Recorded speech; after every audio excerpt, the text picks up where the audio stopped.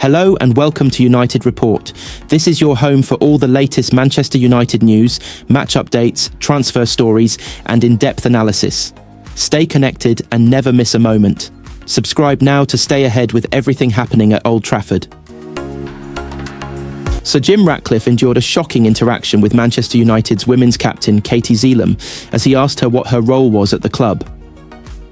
The Ineos chief has been at the helm for a year, but copped huge criticism for some unpopular decisions off the pitch and continued failings on it. One criticism thrown at Ratcliffe has been a lack of care for the female section of the club.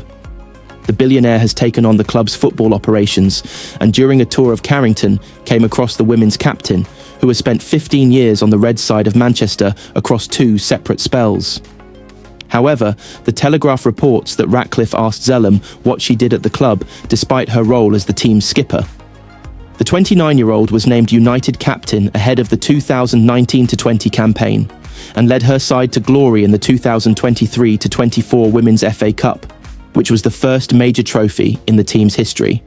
Zeelam has also earned 12 international caps for England. She was also named the Women's Player of the Year in 2019. In this season's Women's Super League, United are sat second, trailing Chelsea by 7 points. Ian Wright, who has been a big advocate of the women's game and criticised Ratcliffe in the past for treating the women's side as an afterthought, with his focus solely on making the men's side competitive again. He said on women's football podcast Crossways, "When you hear murmurings of Man United saying, once we sort out the men's, we're going to focus on the women's, when is that going to be? You look at the men's and how far they are off it at the minute. When are they actually going to take notice of the women's? I genuinely believe, especially with how Manchester United women are playing, they do not care. They genuinely do not care enough." Ratcliffe has not yet had the desired affect in Manchester, with the team going backwards since his arrival. He's continued to cut costs and source new revenue streams in an effort to help the Red Devils become a success again. But he's already sacked Erik Ten Hag and spent big money on summer signings who are yet to meet expectations. Ruben Amorim is now the man in charge, but has a horrendous record, with United poised to post their worst ever Premier League season.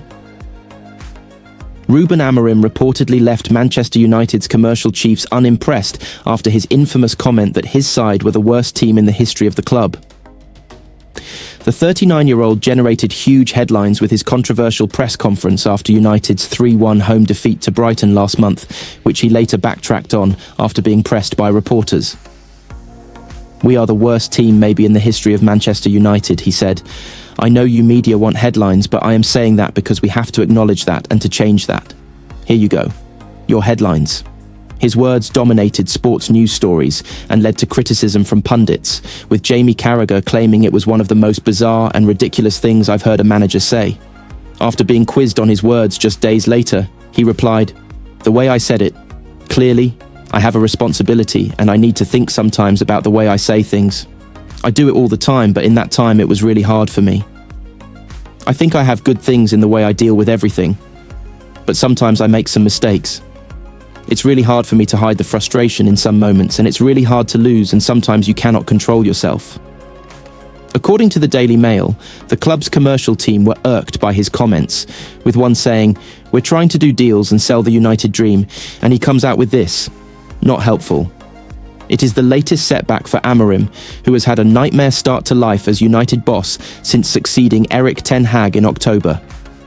He's suffered 8 defeats in the Premier League, winning just 4, with 2 successive losses against Crystal Palace and Tottenham.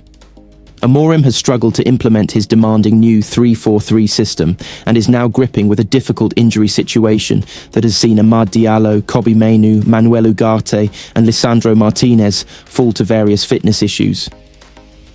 Up next for United is a tricky trip to Everton to face ex-boss David Moyes before a home game against Ipswich Town in midweek. Former Manchester United defender Phil Jones reckons the club has a supremely talented crop of young players capable of returning the team to the top, including a striker who could step up to solve Ruben Amorim's goal-scoring woes. Jones, who has worked in a coaching role at United's academy in Carrington since retiring prematurely, is tipping some of the unfamiliar names that appeared on the bench for the first team's latest defeat to Tottenham last weekend to become household names. And chief among them is young Danish centre-forward Chido Obi Martin, who emerged off the bench for his debut in North London. Obi Martin, 17, joined United from Arsenal in October because he felt there was a clearer path to first-team action on top of a better financial deal on offer. Speaking to Sam Allardyce on the No Tippy Tappy Football podcast, Jones said, "Working in and around the academy and helping those young players develop, United have some really good and talented young players coming through. The squad had a lot of injuries against Tottenham and the bench was full of kids, but there were some talented players on that bench.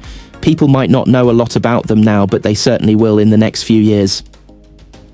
I think you look at Kobbie Mainoo, top player. You look at Chido, who we've just signed from Arsenal, who's an animal.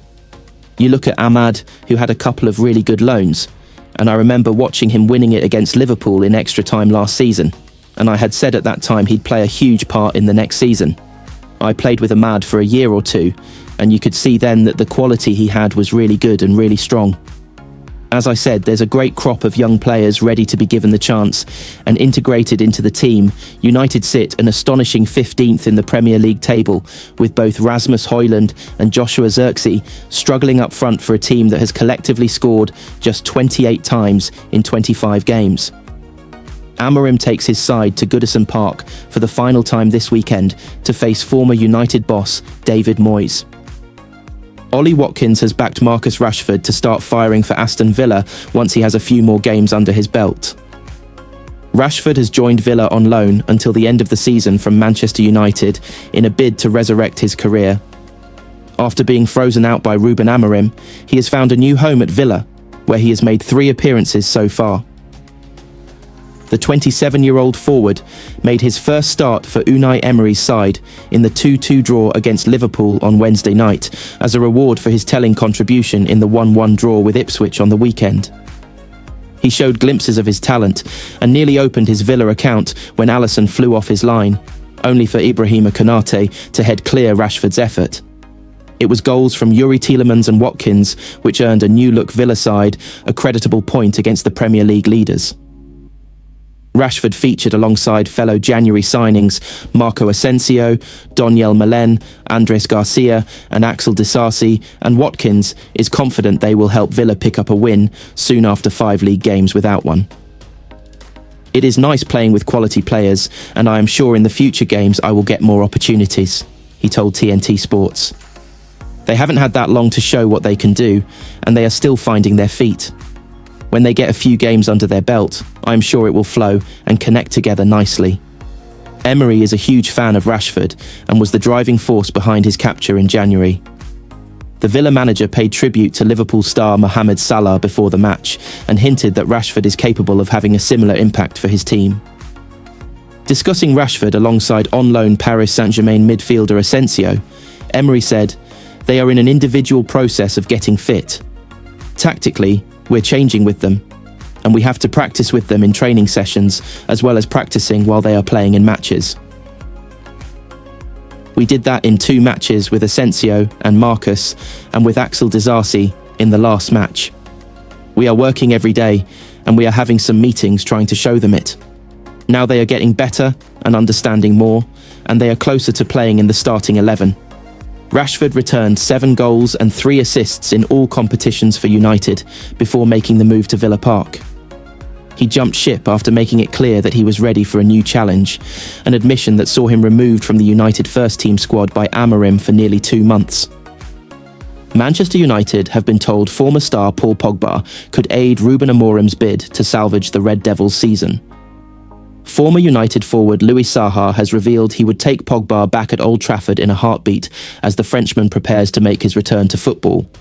The 31-year-old was allowed to begin training in January following his doping ban and can return to playing in March. Pogba received an 18-month ban after testing positive for non-endogenous testosterone in September 2023, and in November 2024, the midfielder parted ways with Juventus via mutual consent. That, according to Saha, leaves United with an opportunity they can take advantage of as they deal with a number of injuries. The former Fulham, Everton and Newcastle striker reckons a move could be mutually beneficial and that Pogba, in search of rejuvenating his career, could offer quality, confidence, leadership and a guarantee for United head coach Amorim as his side languishes in the Premier League. Yes, I would take Paul Pogba back at Manchester United in a heartbeat, Pogba told best betting sites. It's not only because of the squad that we have now with injuries and all that, but for all the elements that he brings as a player. We need guarantees, we need quality, we need confidence, we need leadership, and this guy now has an opportunity to show how much he wants it. Pogba can show he has the ability to be one of the best in the league in this position, especially with the motivation and the focus that he has to understand where he can improve and what parts of his game he needs to adapt. Pogba has to focus on himself and think, all those things that I've done in the past, I should not do anymore. It's an opportunity to sign someone who is highly motivated. He's going to obviously still have huge confidence about his ability. I'm sure that when he looks at this midfield at United, he has a different type of vibe in his game. So definitely it's an easy fit. I think that he will communicate with the manager. He would be humble after the situation. He's been injured. He's been banned. I'm sure Pogba wants the visibility. He wants to go back to a French team as soon as possible, so he just needs to pick the right project. For him to get back into the national team, he needs to show that he can still do it at the top level. United would be signing a player that is completely dedicated and focused on achieving his goals, because he's been out of the game for so long. I'm sure that the most important thing for Pogba would be to show Amorim and the Manchester United fans that he is still one of the best players in the world. He will want to show people how good he was and how good it can still be. I think it's a nice opportunity for the club and the player.